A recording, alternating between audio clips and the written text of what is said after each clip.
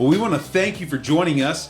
It is a different episode. We'll wave and everyone kind of say hi. But today we're gonna have an opportunity for those that have been keeping up, or those that come to the church. That this coming Sunday is going to be a celebration of 42 years plus in ministry for Pastor Rick here. And it's not like you're leaving or going anywhere, but you'll be moving into a semi-retirement, so to speak. And there'll be the installation of myself and Steve and Kendall in our new roles. And so we're going to take some time to really just remember those 42 years a little bit and just have some conversations and talk through. So I'm excited. Ed and Kendall are joining us.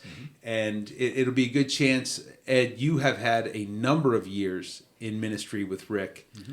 How long? Rick, you came in 84. No, I came in 83. 83, and I came home in 84. Okay, you came home in 84. And what year did you go on staff? 85? 85. Yeah, 85, okay. Yep. So it's the majority of the time. 40 years. Yeah, I was going to say. At least 40 years together, yeah. Yeah. He came on part-time for a couple of years. Right. And then he came working on his doctorate. I was actually working on a doctorate, and I was actually working at Strong Home. Yes. I was working at the desk for my in-laws. He was hoping to get his So wait, I was going to say, was your face on the screen? No, he was hoping, but he never got there. I never remember that. Only Seth. Yeah. I was going to say, I still remember seeing that. And I was like, wait, is that... Well, the original guy in there was just kind of it was nobody really. Yeah, it was right. just okay. The reason Seth's Generic. face got on there was because we hired Jason Mumford. Oh, yeah. Revive the sign. Yep. And he put Seth's face on it. Big surprise. Seth was off at Houghton. Yeah. And he got home for, I think, Christmas vacation. I don't know. One of the vacations. Yeah.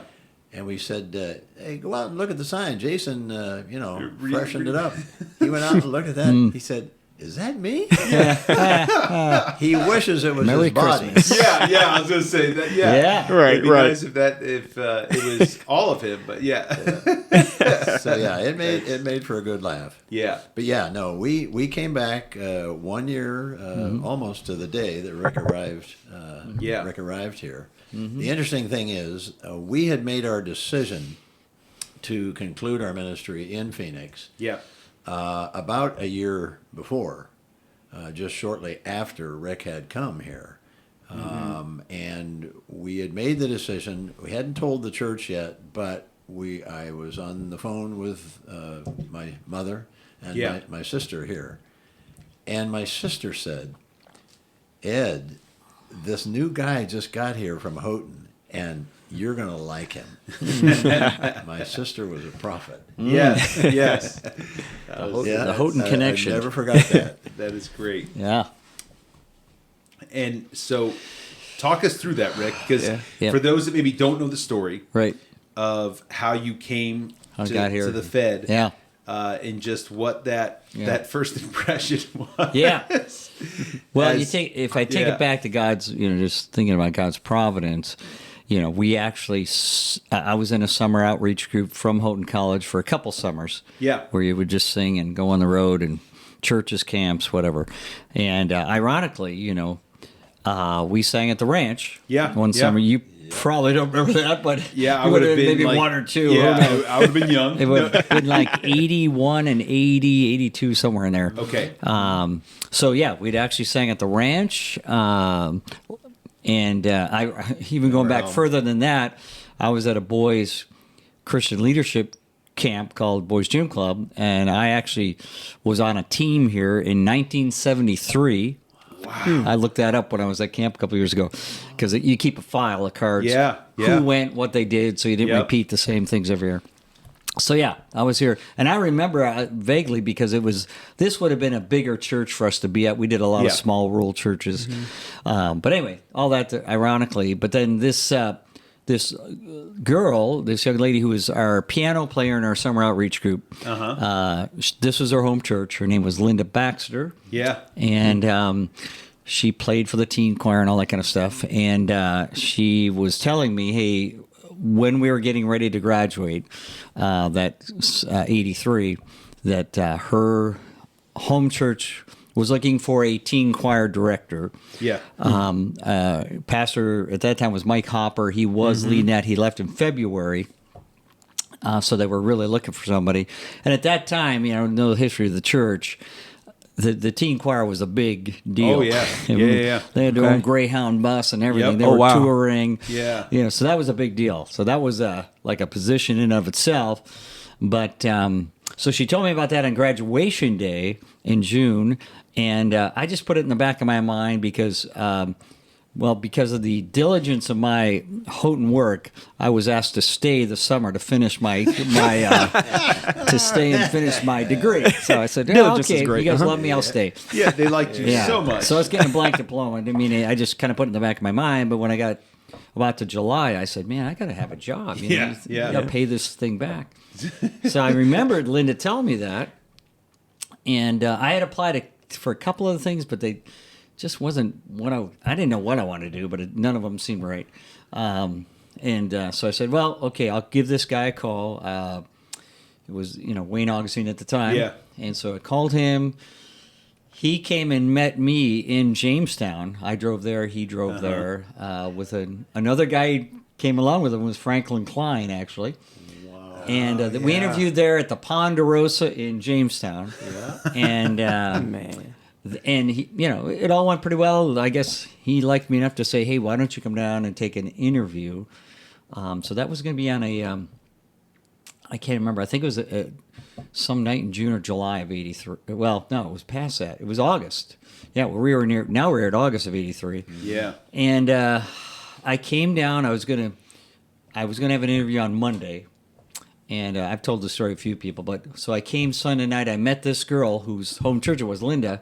I said, "Hey, why don't we meet? We'll go to church." They were having Sunday night church, and I'll meet you. Nobody knows who I am there except for Wayne. Nobody knows me, so we'll just kind of sit in. I'd like to see what it's like without anybody knowing me, just kind of incognito. And so we came into that Sunday night service, and it was, I came from a fairly large suburban church.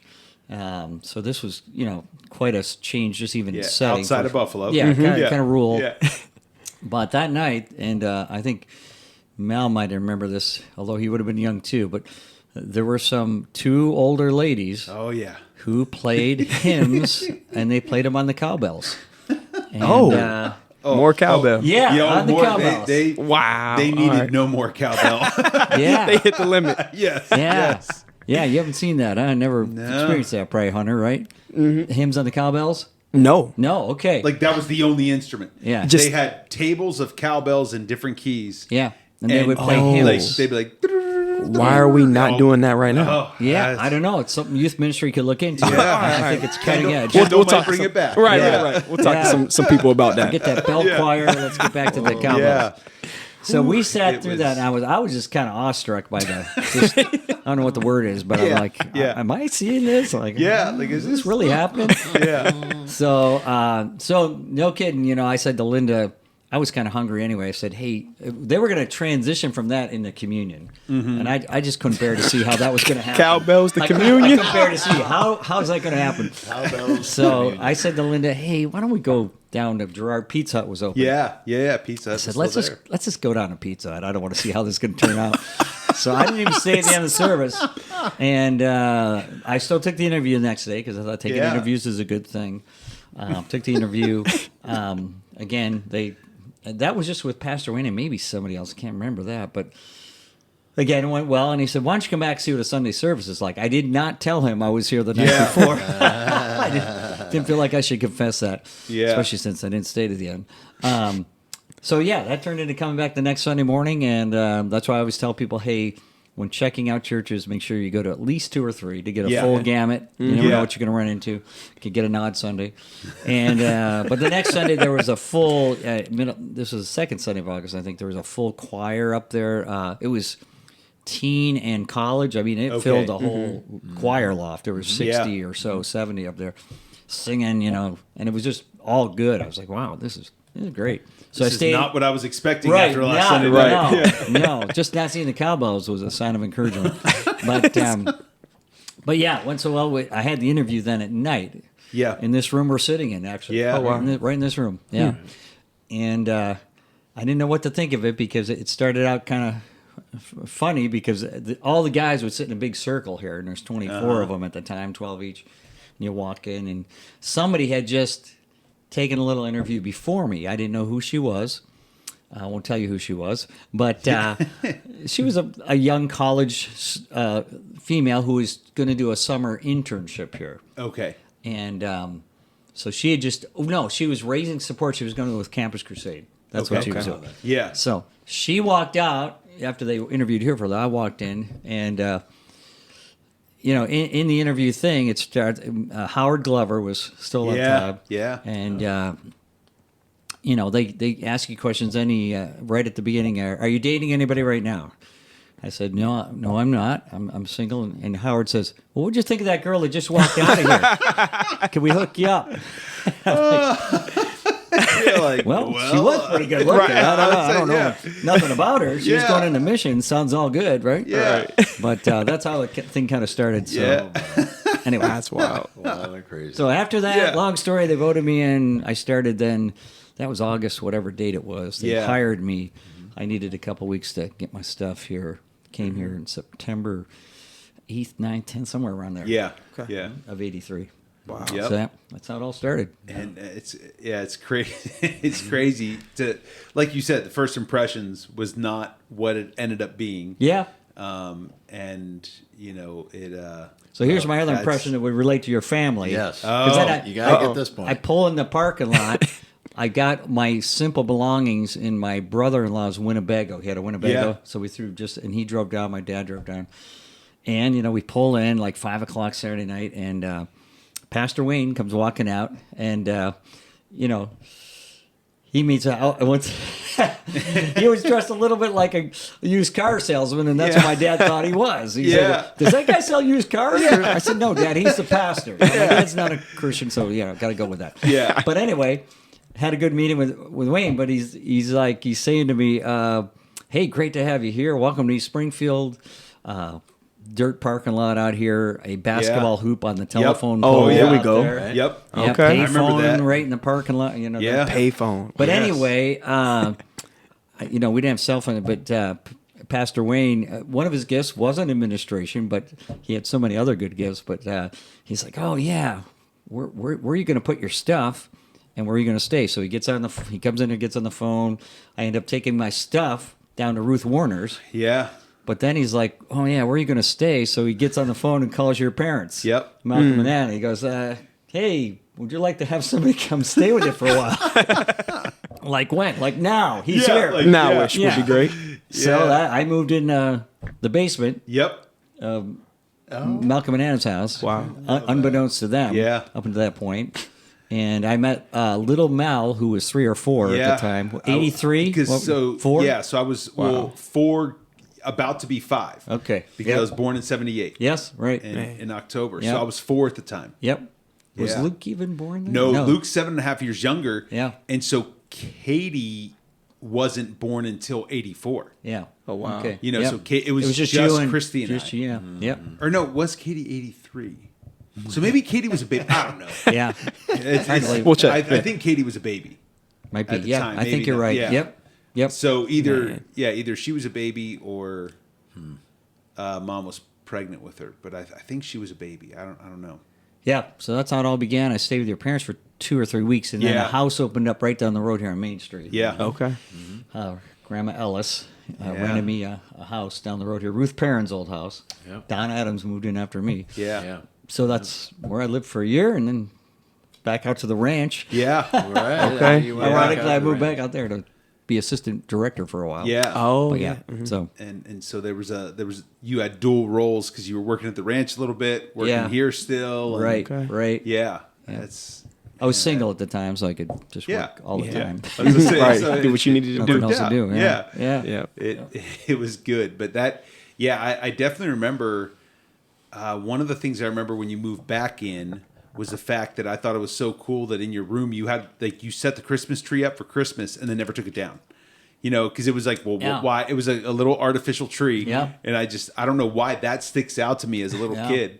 and just always having that up. But it was it was crazy. Yeah, it's first got to live in the barn down there because they put that apartment in with Roy Houston. I worked with Roy a little bit there. Roy, and then of course Les and Sue moved in that, put another deck on the second story. It was only one story at the time when I moved. It was the garage that was converted, and then they put the second story on, and I was to say it was a deal. Yeah, that was a long time ago. It was, yeah.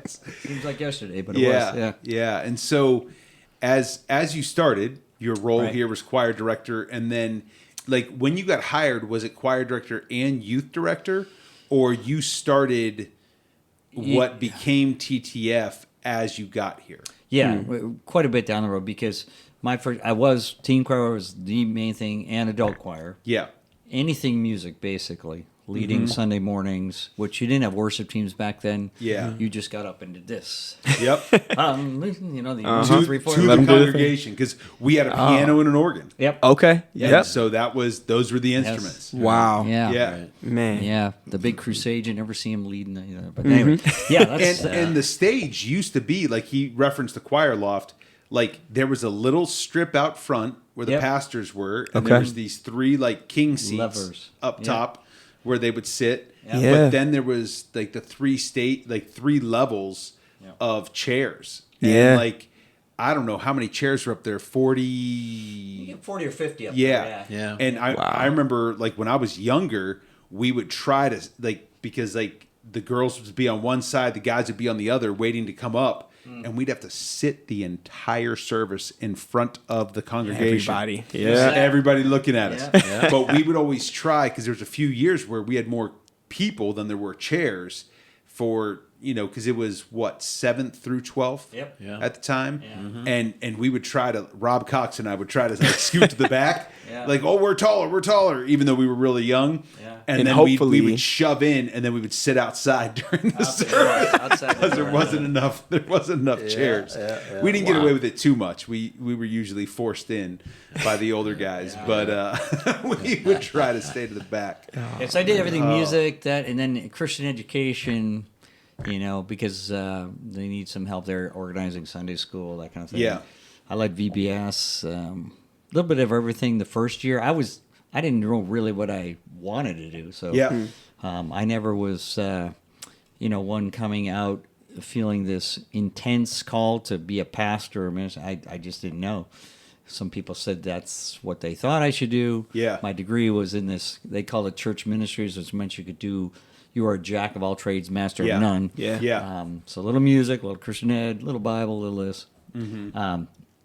By the second year, though, I felt like I was going to what they called. I was going to the meetings, which was called Christian Endeavor, CE meetings, and some of the people running them at the time were Don and Charlene Adams, a couple other Lou and Jan Rundle, these kinds of people. So I was going to them, and I was like just kind of observing. Once in a while, I would teach or whatever, but it was a kind of a program, I think Pennsylvania was one of the leaders in that Christian Endeavor. Anyway. Yes, it was.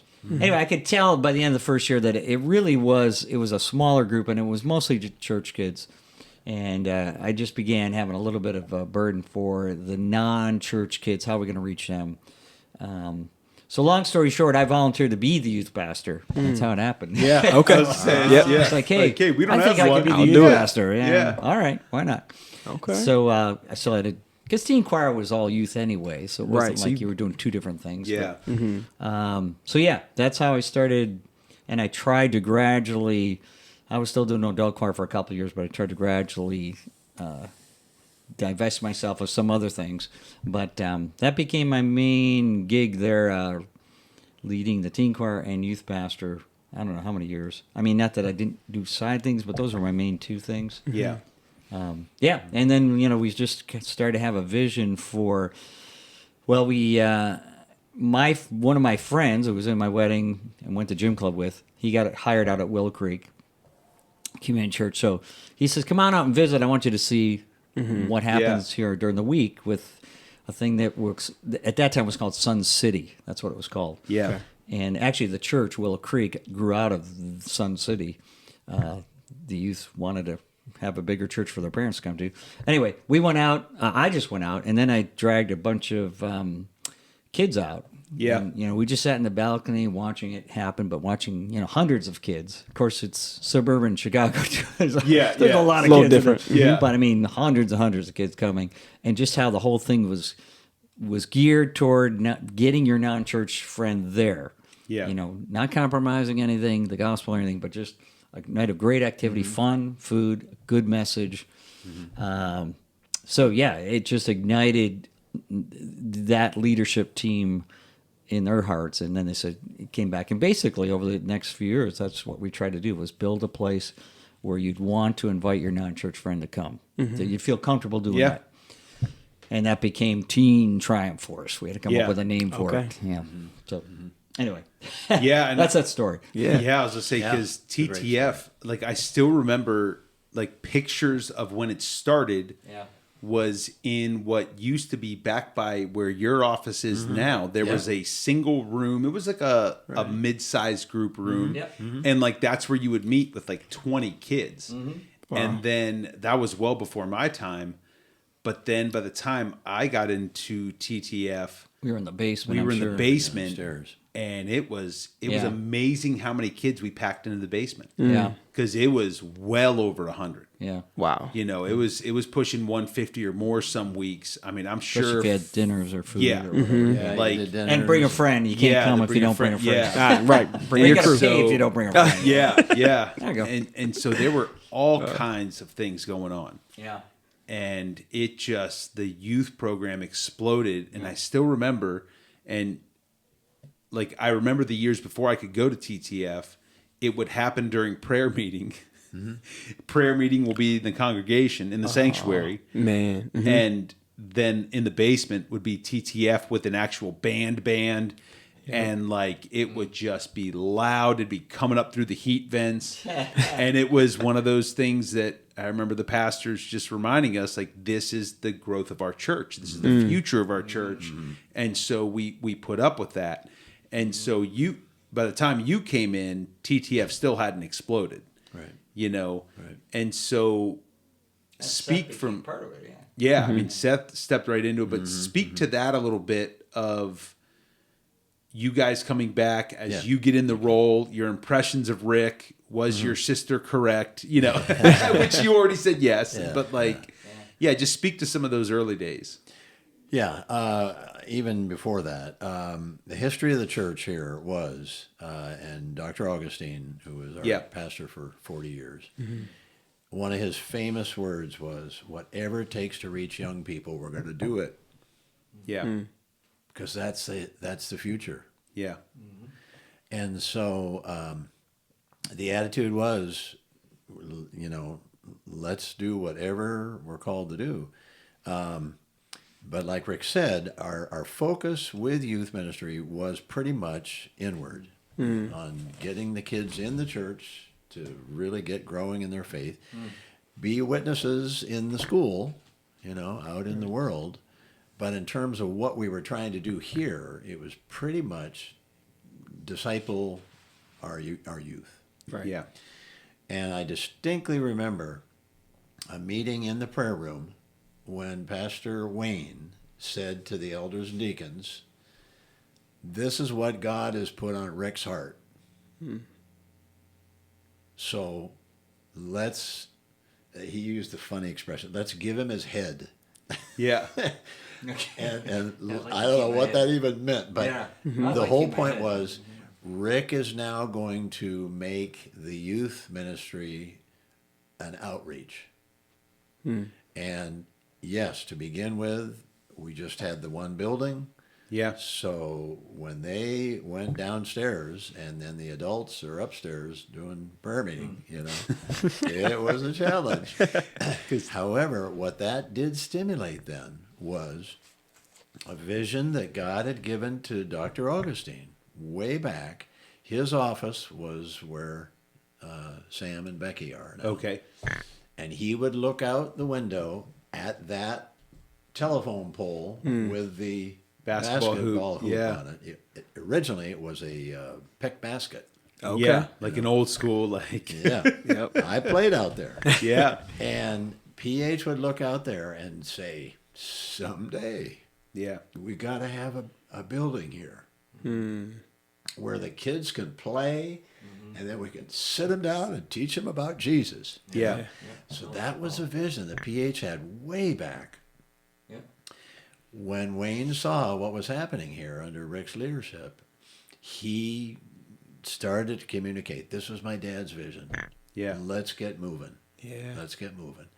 And at the same time, he was under the teaching of basic youth conflicts, and one of the philosophies was build without borrowing, you know, and that whole thing. And so it all led to the big Victory Sunday, where we had this big tent out here. Yeah. And I distinctly remember Rick leading, the worship and then presenting, the vision of the family center and what could happen. He put in a bid at that point that there would be a jacuzzi in his office out there. Of course. That, of course, was rejected. But the point I'm raising is Dr. Augustine had set the vision that whatever it takes, we got to reach young people. And Wayne kept that vision going, and Wayne recognized that Rick had the gifts and the passion to make it happen. So our whole philosophy of what we try to do here in East Springfield really changed to where it was, what are we going to do to reach young people? And then build them up and send them out. And the teen choir thing continued to be very aggressive. This guy led a group down to Jamaica, for crying out loud, and that was unheard of before. That's kind of some of the background there. Yeah. And I just had the delight of watching it and my own son benefiting from it. It was just great. I actually, like we pointed out earlier, I started off on a part-time basis. I was still helping out Strong Homes and being a secretary for a while. And then just gradually began to do, more and more. And then when we built the family center by God's grace, and that was the same time that Pastor Wayne was leaving. And so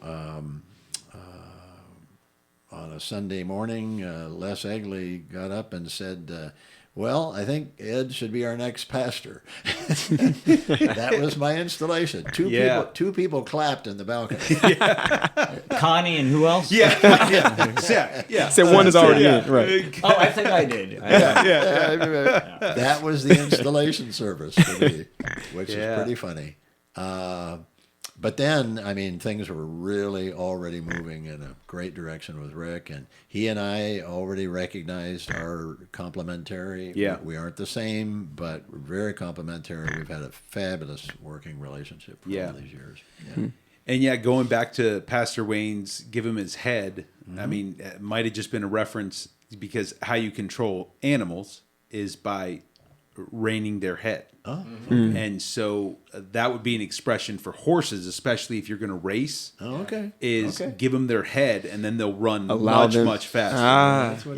And that's so really helpful. Of all things, one of the things that you've talked to me about is the fact that you were given that no matter what role, in times of, you didn't use that expression of, they gave me my head, but like you were able to, flourish in whatever ministries you were leading without a heavy hand of oversight, and how you and Ed worked so well together because as he gave you charge of things, he didn't then want to control every aspect, because some people, it's not good leadership, but, they lead in that way, and micromanage everything, but to be able to give you your freedom to feel led and to go and to run with it. And if you need rein back in, then be rein back in, but to really have that ability. And that really allowed, for God to flourish in those times. And again, part of that goes back to Dr. Augustine. He developed the concept that this church should have a shared pulpit. He was a very gifted speaker, and he could have done it all.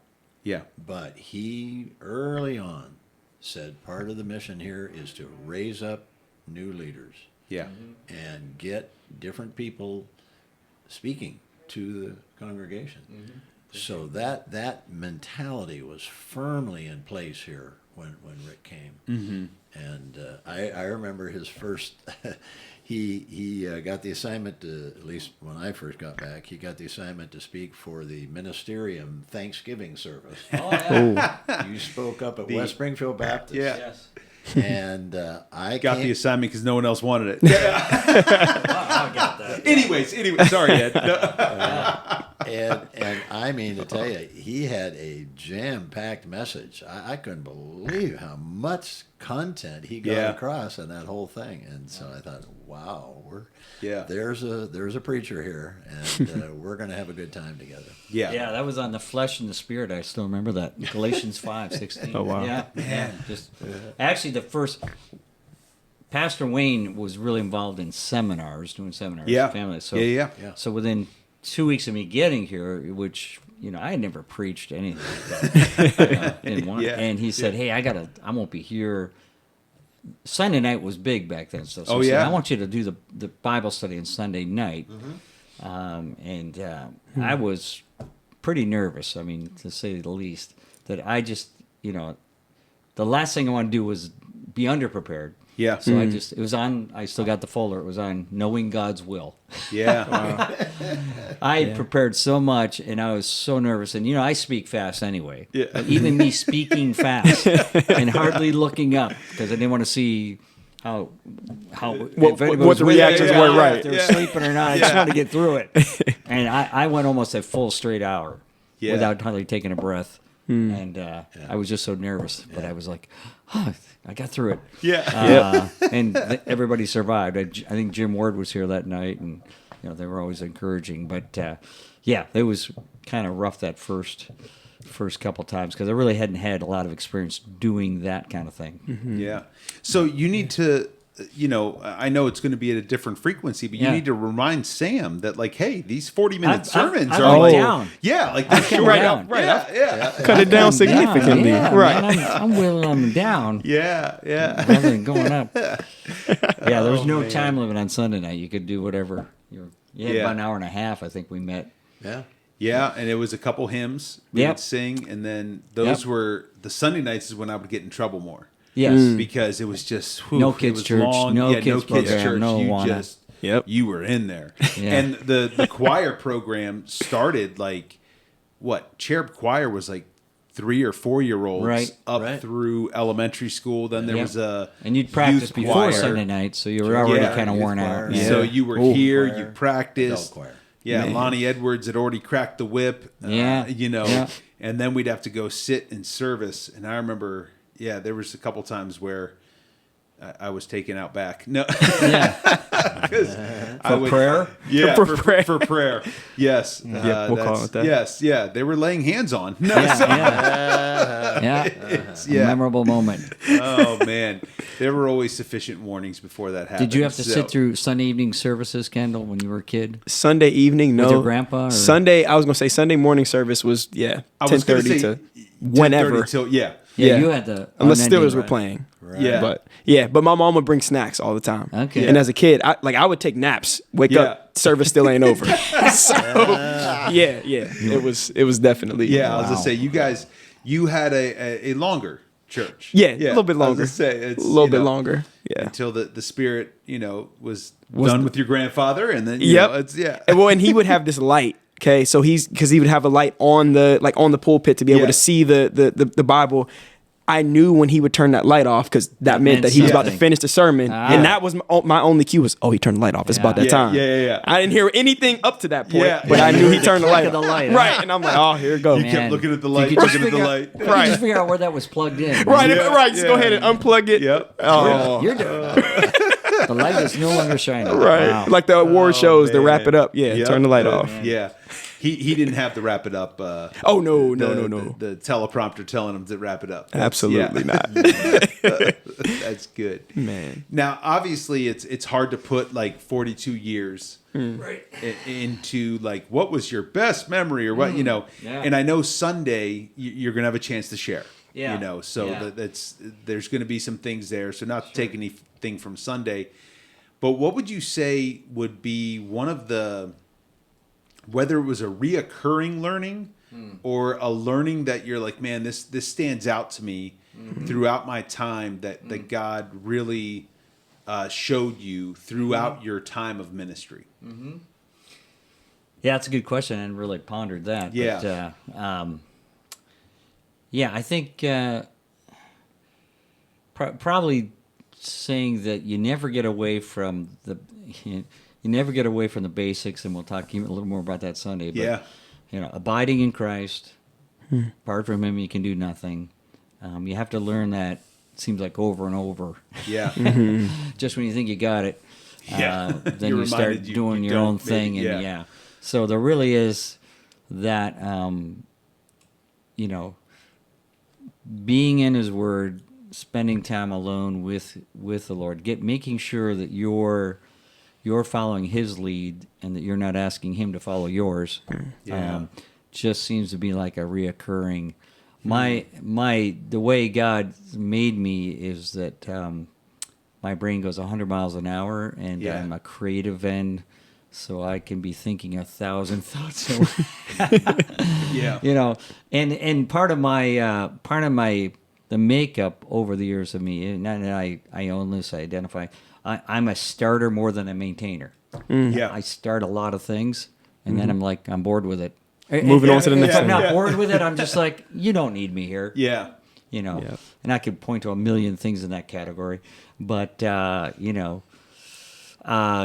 even teen choir, I got to the point where I did this for 10 years and you're all sounding great, but time for somebody else. I'm on to some other ideas. Yeah. And that next idea, I think, was Bob. I said, Bob, why don't Bob- you lead it for a while? Yeah. Bob Pettis came in and then was a part-time youth pastor as you transitioned into associate pastor. Right. Okay. Yeah. So and all that I've had to, I think, continue to, again, say, Lord, am I walking in the center of your will? Am I getting ahead of you, behind you? And the only way you can figure that out is to just stay in the Word and primarily make sure you have plenty of time to pray and listen for the voice of the Lord. I think that's the two key elements. It's such basic stuff, but you can just get so busy doing ministry that you don't, the minute you lose that, you lose your leadership power, and you might not be. I like what he tells Joshua, I'll be with you wherever you go. Yeah. But make sure you're going where I want you to go. Yeah. Absolutely. So, that was always good my point. thing. Like, stop, slow down. Great ideas. Or is this what the Lord wants? And are you listening? We read a book, Pastor Ed and I, 30 years ago, probably, "The Joy of Listening to God" by a lady named Joyce Hugot. Yep. And that had a pretty good impression on me that there has to be a listening aspect. Prayer is us talking to God, but you have to learn to listen to hear the voice of the Lord. And so that I've had to learn over and over, just because, like I said, I move 100 miles an hour. I think 100 miles an hour. So slow down. Yeah. Apart from me, you can do nothing. Yeah, I think that's the biggest lesson over all the years. Yeah. Probably a lot of smaller ones. But like you said, that was a reoccurring theme. Yeah, sure. Right. And something that kept coming. Yeah. Now, before we get to some memories we have, as we wrap up that way, I'd love for you to, I know that this could be like a super long thing in and of itself. Yeah. But we were talking before we came on, there's some similarities with you and Kendall in the sense of, like, Pastor Ed and I were homegrown. Yeah. He was in Arizona for a little bit. I was at Grace Church for a little bit. 10 years, 15 years, so more than a little bit, I guess. But, Kendall wasn't homegrown, and neither were you, even though you've been at the Fed almost twice as many years as you weren't. Yes, right. But you came in totally unknowing. Kendall obviously has a connection here. He's been connected, and we've talked about that. But, like, what would you give as far as some advice as an incoming youth pastor. Yes, please. Yes, I was just saying. And obviously the church has changed in 42 years. But there's a lot of similarities too. Yeah. You know, there's a lot of things that have held true. So and again, he's not an outsider, but as a quote unquote outsider coming in, what would be some of the things that you learned that would be valuable for him to pass along? Yeah, it was a little easier for me, and I said it's good because when I came here, I was single. Yeah. So all hours of my day were available. Yeah. If you want me over for dinner, or I'll invite myself over to dinner. I'm available all day. Right. Sure. Yeah. So that was different. Yeah. And I really did try to.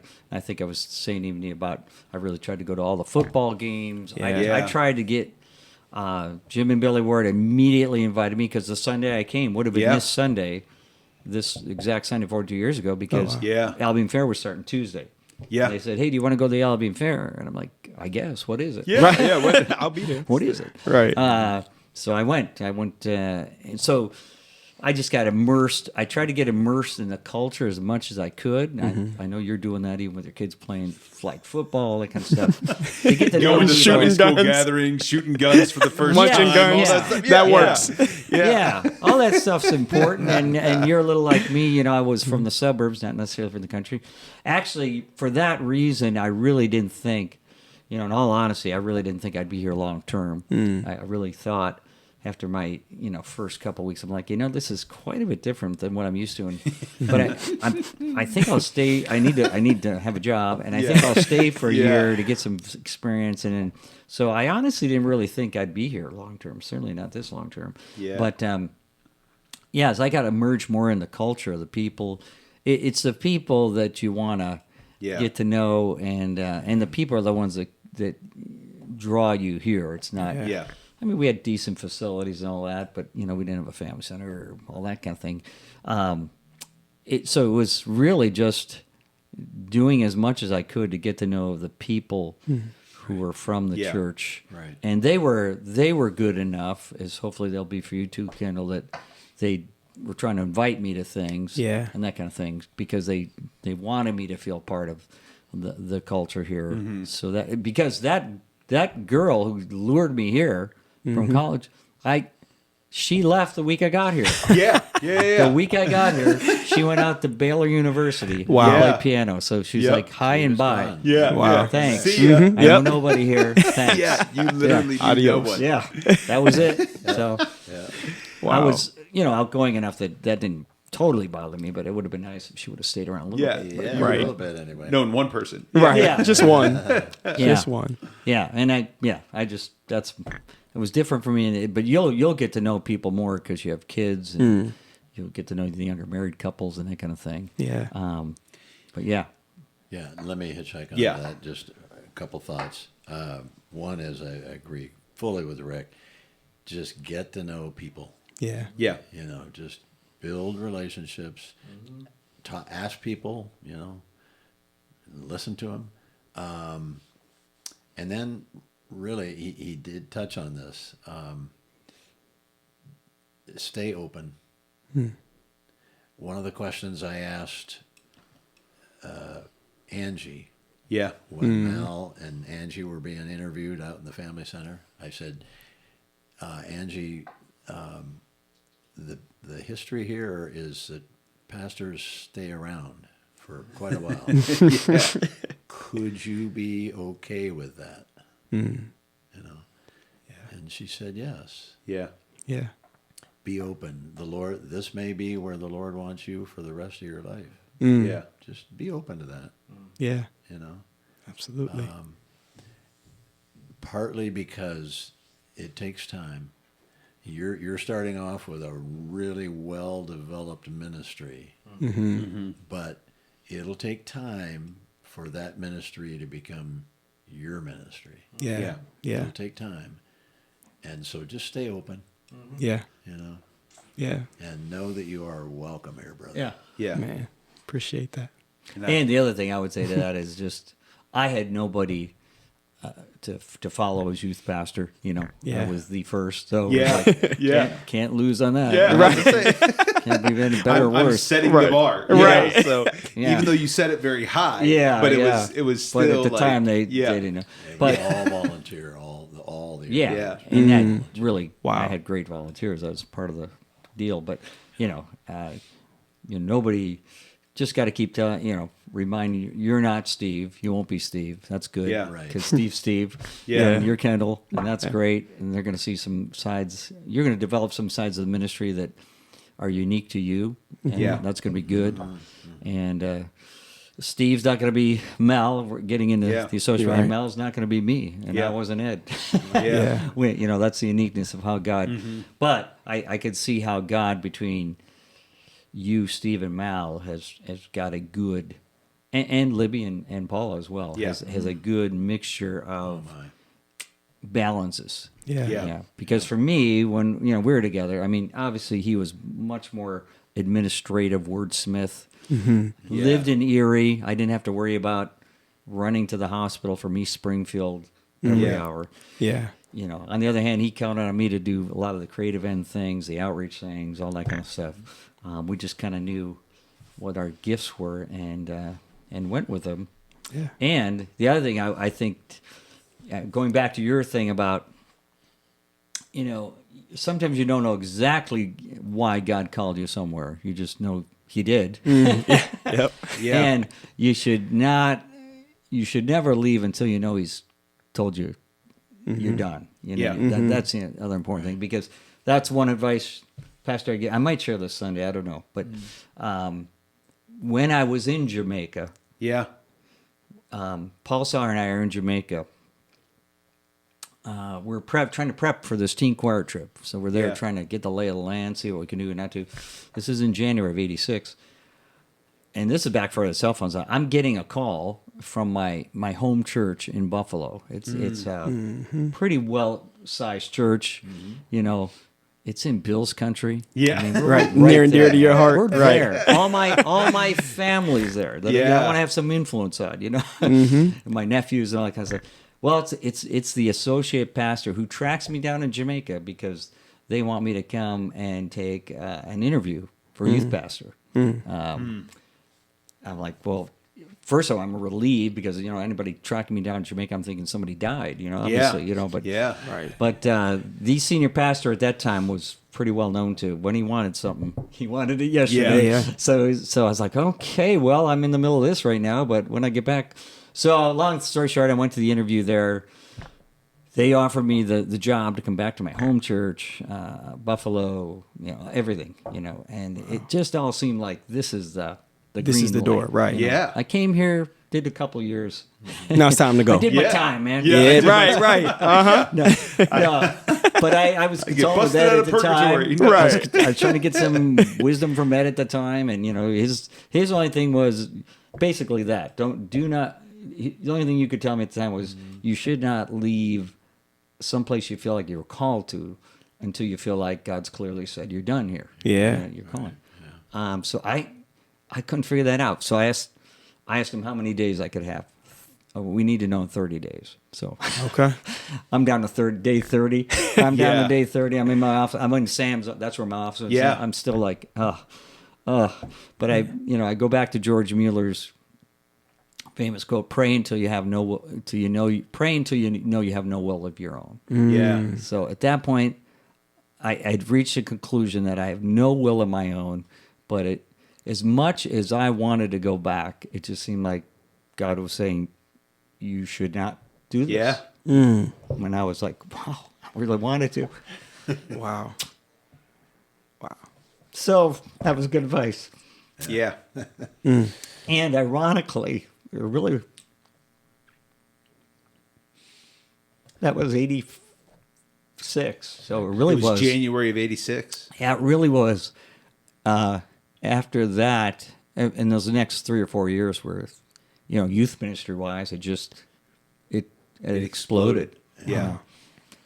So I look back on that a lot to say, man, Lord, thank you for not allowing me to make that choice, which seems so obvious at the first call. Like, this is obvious. You want to go back. Yeah. It's your home church, your family. But the Lord intervened by just saying, it's not time. Wow. So you may be here 42 years too. You never know. Even though you get a call back to Steel Country. That happen. So who knows? But the Lord's been good. Yeah, and I think incredible. that's it is just such a good reminder to going back to that first Sunday night talk of God's will. Yeah, you know? right. And things can really look like they line up perfectly, but that doesn't necessarily mean it's God's will. Right. Yeah. You know. Right. And to just be patient and, you know, let things play out sometimes. Yeah. You know. Yep. And like that's crucial. Now I'd love to hear a memory. Doesn't have to be the best. It could be funny. It could be whatever. But just a memory of your time with Rick. I know yours is a little bit less. You know. He stayed in my house 10 years ago. I know. I remember that. Yes. So, but just appreciate y'all for just that. something to share as we wrap up, and something that stands out. And Ed, you have so many to pick from. I know it. So do you have one, Kendall? Not to put you on the spot. Oh, memories. Well, I was gonna say Rick did do our wedding. Yeah. So that was that's a pretty huge My thing. job was to keep your grandfather on task. on the rails. Yes. Which you did that beautifully. Thank you, sir. And marriage seems to be going well. We seem to be all right. Yeah. 3 kids later, you're still together. Right, we're still doing okay. Yeah. Back here. It's awesome. Yep, and back here in East Springfield. Little So did we know. I know, right? You just never know where the Lord is going to call you. Right.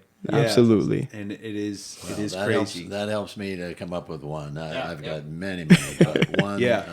I did have the delight of working with Rick and Kelly in preparation for their wedding, and actually my wife was very much involved some in credit this there. behind the scenes. She was rooting for Kelly. Oh man. Big time. So anyway, but one funny little memory is I did the wedding. You're out in our sanctuary. Yep. And right afterwards, I think, we were probably needing to have the wedding party get back up front for pictures and whatever. Yeah. But Rick was over on that side where with some of the young people, and he knew he had to get up to the front, so he said to them, "Can't talk to you now. I'm a married man." Yeah. Disappointing all those other young girls in the youth group. Not today. Yeah. That's just one little funny. Oh man. You won't have that problem because you're already married. Yeah, old as dirt. Yep. Old as dirt. Yeah. You're already 30. Right. Ancient. Right. 32. 30 with 33. I'm about to say, back is 32. I'm 33. Okay, so you're 33. Yeah. Yep. Yeah. I think there's a ton to choose from, but I think one of the ones that stands out to me, and it was not something like monumental or anything, but when I was at Grace, shortly after I became a pastor, and we were out in Girard with our site, it was just a simple lunch we had at Valerio's. And it was just simply you checking in on me. And like, hey, so how's this going? Didn't really see this coming. And it was literally it was really cool because it was the first pastor that reached out to me just for encouragement outside of Grace. And I would have never thought in my wildest dreams, as we sat there at that lunch, what would evolve in my life and what the path God had for me. Yeah. But it was a great reminder. I remember leaving that lunch just being reminded, like, oh man, like, not that I ever doubted you were in my corner, but man, he's really someone that I can rely on and go to. And like, it was this really cool thing that like, it was a reminder. And then God reminded me plenty of other times with other pastors and other people in ministry. But it was just this really great moment of like, man, this is the guy that lived in my parents' basement. My dad was stand-in best man for your buddy that couldn't make the wedding, and my mom was a bridesmaid in the wedding. So someone that was so close to our family and still is. Yeah. And it was just like, oh man, like I knew he was genuine, but he was genuine. Yeah. You know, and like he actually cared. And so that was That's a good word. Yeah. a crucial thing early. Man. Yeah, that's great. Yeah, I should clarify. Your dad wasn't a stand-in. He was my best man. Well, okay, but I thought, was it? Oh, and I know you guys are extremely close, but was there someone who couldn't? Or was that another person that he was best? Because I think there was another I remember wedding. when I was Yes. really young, Yeah. he was best man in multiple weddings. He was. And it was There was like, one where I man, think he's kind of stood was in. a stand. Okay, Yeah. okay. Yeah. But yeah, so Yeah. thank you for that clarification because Yeah. I misremembered. But like, Yeah. like it just, and I remembered the other thing is my dad's probably what, 9-10 years older than you? Because he's 73, you're 64. Right, yeah, 9. So Yep. 9. Yep. But like, my mom would always say like, yeah, you and Rick get together and you forget you're older and have kids, you know, like, and they would get into mischief. It just like all well-natured and you know, but it was, just that memory of like you Do you keeping remember my us dad playing young. football out there? Oh, Tackle yeah. football? Oh yeah. So I was the guy who grabbed your dad's leg because there's no way I'm tackling him. Yeah. Oh, yeah, no, He's I mean, coming that's- at me like a fleischer. I would just wait till he passed me, and then I would just grab onto his leg. Yeah. And like, And- Hold on for dear life. Yeah. I think to this day, that's the first knees problem. the Yeah, first knee Because I just surgery. grabbed it. Yeah. Stems from a Rick plucking a tackle. Steve Duncan out there, some of those guys. Oh yeah. We were all playing this- tackle Sunday afternoons. It And was it great. was- Oh man, Oh, who it needs a was- Bills game? Yeah, Y'all out there, Well, exactly. they weren't worth watching back then. Yeah, Oh, I know. that's for Yeah, sure. that was early on. Oh, they okay, were, yeah. they were Oh. rough. 80s. Oh Yeah, yeah. yeah. No. Oh man, but yeah, just some of those memories. But it was so neat though to realize, you know, years later just how much he cared. Yeah. That's great. And that was great. So we do look forward to Sunday Yeah, it and should the be fun. celebration. Yeah. Yeah. And again, the great reminder is it's the beauty of, you know, you're not going anywhere. And it is something that we are so blessed here as a church. And not to speak down on any other denominations or anything like that, but you know, so often there's a lot of denominations when there's a change at senior pastor, they have to leave for a season. You can have no association, and you know, there've been people that are like, hey, like, is it going to be weird that like the last 2 senior pastors are in your staff meeting? And I'm like, no, like that's great. Like, you know, like this is great. You know, like the wealth of knowledge and the encouragement and you know, and so and it works for the Fed. Yeah. You know, and so we've been very, very blessed in that regard. So we're excited for what that, you know, looks like in the next season. And I know you're still trying to figure out, Yeah, like, right. because What does that look like? and very similar to Pastor Ed, but like you have aged and not slowed down. You know, Right. so Yeah. like, you know, you're like, well, I got to find something. You know, like that 100 miles an hour hasn't changed. Yeah. You know, so We've been it's- blessed with good health and energy. yeah, It's and a so blessing. God is opening up certain Right. doors, and, Right. and He'll continue to show you what that is, Right. and it's going to be a great blessing, you know, for it to still be here for this season, and see if you and Kelly can withstand the cold weather a little bit longer. As long as the grandkids are here, she'll Yeah, stay. I know. she's go- I was yeah, gonna right, she's say, good yeah, with it. Grandkids, I was gonna say you ain't going nowhere. No. I agree. But thank you guys for a look back. Thank you everyone for joining us, and we would definitely encourage you to be here Sunday at 10 o'clock for the celebration service. It'll be in the Family Center, which is very fitting. But in order for us all to fit together for one service, that's where we'll be. And there'll be a lunch to follow. Rick has assured us that it will be at 11:30-ish. Yeah. so come prepared to celebrate and also to have a meal and great fellowship afterwards. Thank you for joining us on the Federated Squared Circle, Wrestling with God's Word. We'll see you next episode.